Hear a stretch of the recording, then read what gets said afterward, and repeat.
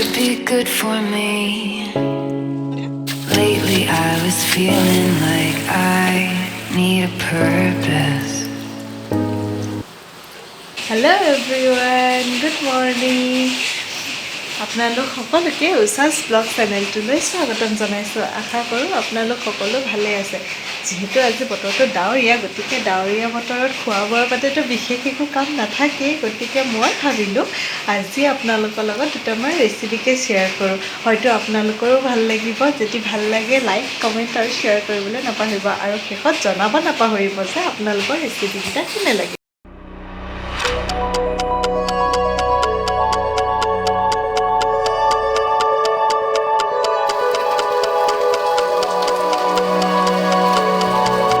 বাপেকৰ কাম কৰা দেখি পুতেক একেবাৰে ৰখি থাকিব পৰা নাই। খুব ফূৰ্তি পাইছে সি।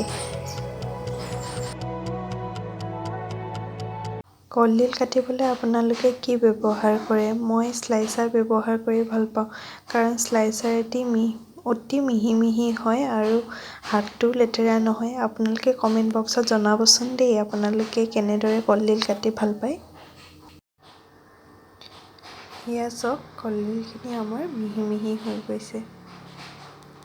প্ৰথম ৰেচিপিটো হৈছে, আপোনালোকে গম পালেই নিশ্চয়, পাৰ মাংস কলডিলৰ সৈতে জলকীয়া।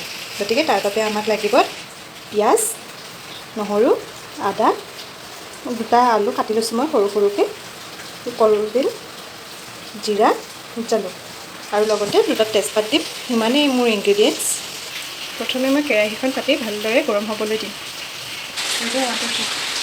প্ৰথমে মই পাৰ মাংসখিনি এনেকৈ বাতি এটাত লৈ ল'ম। লৈ অলপ পিঁয়াজ দি লগতে অলপ মিঠাতেল দি ভালদৰে মচলাম।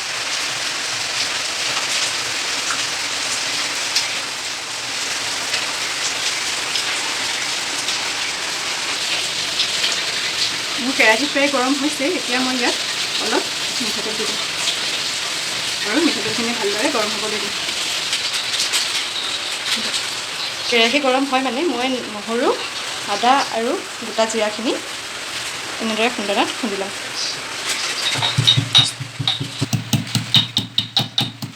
কেৰাহী প্ৰায় গৰম হৈছে। ইয়াত মই এতিয়া তেজপাত দুটা দিম আৰু দুটামান শুকান জিৰা দিম।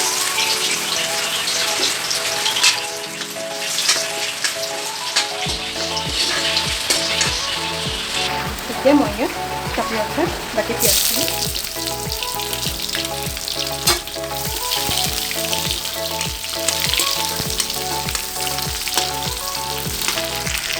ইচ্ছা কৰিলে আপোনালোকে দুটামান লং আৰু ইলাইচি দুটামান দি দিব পাৰে।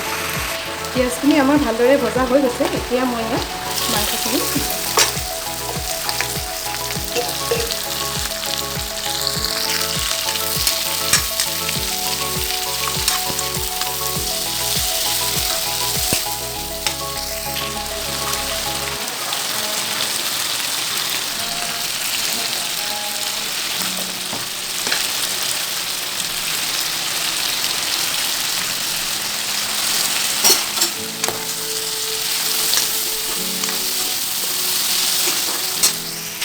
মাংসখিনি এনেদৰে ভাজি হোৱাৰ পিছত মই ইয়াত আদা নহৰু খুন্দি থোৱা আদা নহৰুখিনি দি দিম।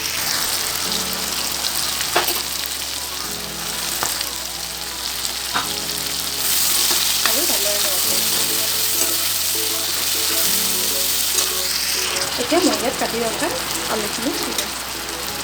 যিহেতু পাৰ মাংস সিজিবলৈ বেছি সময় নালাগে, আলুখিনি সেইকাৰণে মই আগতীয়াকৈ দি দিম আৰু ভালদৰে মাংসখিনি প্ৰায় ভালকৈ ভজা হৈ গৈছে। এতিয়া মই ইয়াত কলডিলখিনি দি দিছোঁ।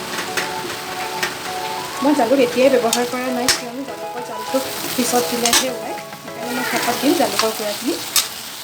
কলডিলখিনি দিয়াৰ পিছত এতিয়া মই এখন ঢাকনিৰে ঢাকি দিম আৰু গেছৰ ফ্লেমটো কমাই দিম। কলডিলৰ চব্জিখন হৈ আছে। এতিয়া মই আপোনালোকক অন্য এটা ৰেচিপি দিবলৈ ওলাইছোঁ। সেইটো কাৰণে আমাক কি কি লাগে চাওঁ আহকচোন। দ্বিতীয়টো ৰেচিপি হৈছে পনীৰৰ সৈতে গাখীৰৰ অলপ গ্ৰেভি। তাৰ বাবে আমাক লাগিব 200 গ্ৰাম পনীৰ, গাখীৰ, মই কাজু আলমণ্ডৰ পাউডাৰ বনাই থৈছোঁ। আপোনালোকে ইচ্ছা কৰিলে গোটা ল'ব পাৰে। বিলাহী, পিঁয়াজ, আদা নহৰু, গৰম মছলা আৰু জিৰা গুটি কেইটামান। প্ৰথমতে মই কেৰাহীখন গৰম হ'বলৈ দি গেছৰ ফ্লেমটো একেবাৰে কম কৰি দিম। তাৰপিছত মই কেৰাহীত অলপ তেল দিম। তেল গৰম হ'লে পিঁয়াজ, কাটি থোৱা বিলাহী, আদা নহৰুখিনি, গোটা জিৰা আৰু গৰম মছলাকেইটা দি ভালদৰে লৰাই দিম। অলপ ৰ'ষ্ট হ'বলৈ দিম। প্ৰায় ৰ'ষ্ট হৈছে। এতিয়া মই লাহেকৈ গেছটো অফ কৰি ঠাণ্ডা হ'বলৈ দিম।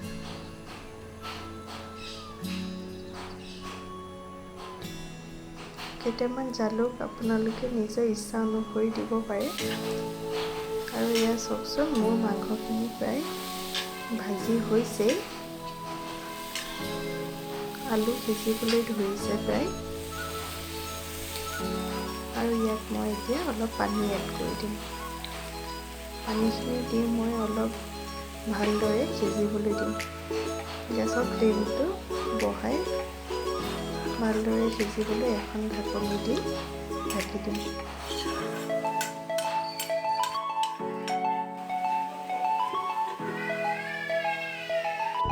মই ভাজি ৰখা মছলাখিনি প্ৰায় ঠাণ্ডা হৈছে।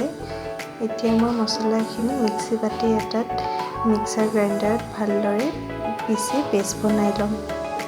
আৰু তাত মই কাজু আলমণ্ডৰ পেষ্ট অলপ দি দিছোঁ।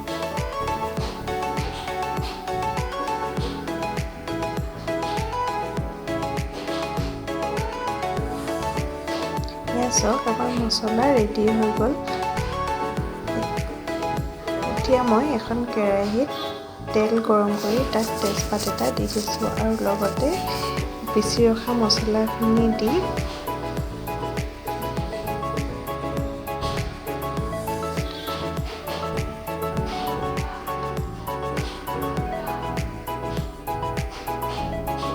ইয়াত মই এতিয়া 1 চামুচ হালধি গুড়ি,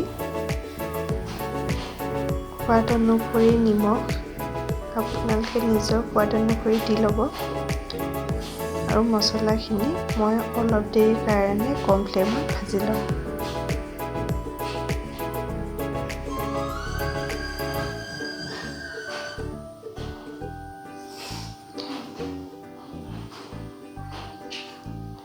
মছলাখিনি প্ৰায় ভালদৰে ভজা হৈ গৈছে। ইয়াত মই এতিয়া মিক্সি বাতিটোৰে অলপ পানী দি দিছোঁ।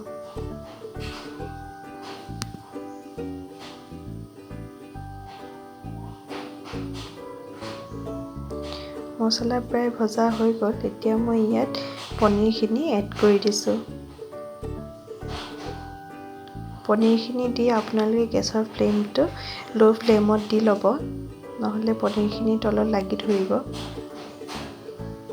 এতিয়া মই পনীৰখিনি মছলা ভালদৰে সোমাই যোৱালৈকে ঢাকনি দি লৈ পনীৰখিনি অলপ ভাজি ল'ম।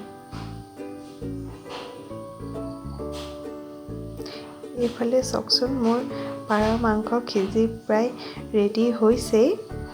ইয়াত মই শেষত এতিয়া অলপ বটি ৰখা জালুক দি জালুকখিনি জালটো ভালদৰে ওলোৱালৈকে ভাজি ল'ম।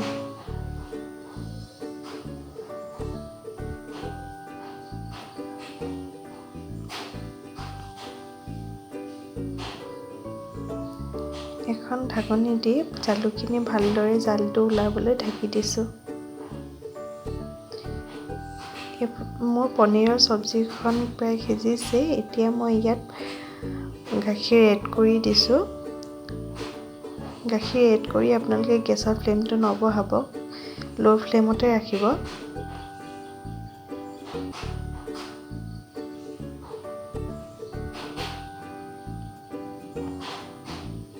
পনীৰ হ'বলৈ যিহেতু বেছি সময় নালাগে, এটা উতল আহিলে আমি পনীৰৰ চব্জিখন ৰেডি হ'ল বুলি ধৰি ল'ব পাৰিম।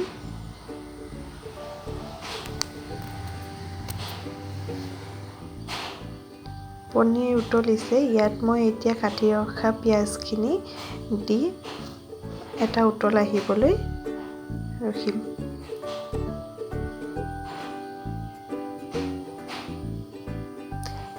এয়া মোৰ মাংসখিনিও ৰেডি হৈ গ'ল। চাওকচোন ইমান ধুনীয়া কালাৰ আহিছে। গোন্ধটো বিৰাটেই ধুনীয়া আহিছে। এয়া মই আনফালে পনীৰৰ চব্জিখনো ৰেডি হৈ গ'ল। ইমানতে মই গেছৰ ফ্লেমটো অফ কৰি দিম, কিয়নো পনীৰৰ তৰকাৰীখন নমাই দিয়াৰ লগে লগে ডাঠ হৈ আহিব। আৰু মাংস চব্জিখনো বনি মোৰ ৰেডি হৈ গ'ল।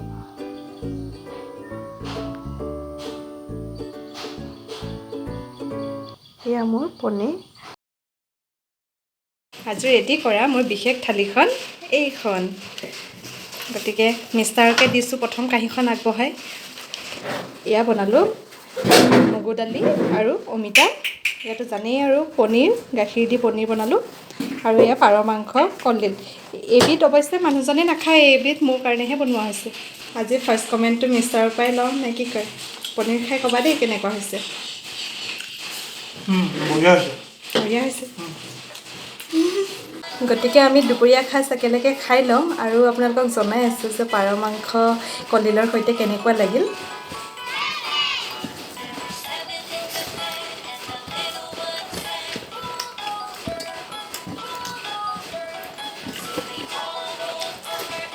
মজা হৈছে, আপোনালোকেও ট্ৰাই কৰিবচোন দেই। খোৱা বোৱা কৰি আজৰি সঁচাকৈ আজি চব্জি দুখন বিৰাটেই সোৱাদ হৈছিলে খাবলৈ। আপোনালোকেও ঘৰত ট্ৰাই কৰি চাবচোন। আৰু যিহেতু আজি এইটো কুকিং ভিডিঅ' আছিলে, গতিকে মই আৰু বিশেষ দীঘল নকৰোঁ, ইমানতে সামৰিম বুলি ভাবিছোঁ। আৰু আজি ভিডিঅ'টো চাই কেনে পালে জনাবলৈ নাপাহৰিব। আৰু মোৰ চেনেলত নতুন নতুন ভিডিঅ'ছ আপডেটবোৰ পাই থাকিবৰ বাবে মোৰ চেনেলটো ছাবস্ক্ৰাইব কৰি দিব আৰু লগতে থকা বেল আইকনটো ক্লিক কৰিবলৈ নাপাহৰিব। থেংক ইউ ফৰ ৱাটছিং। বাই বাই।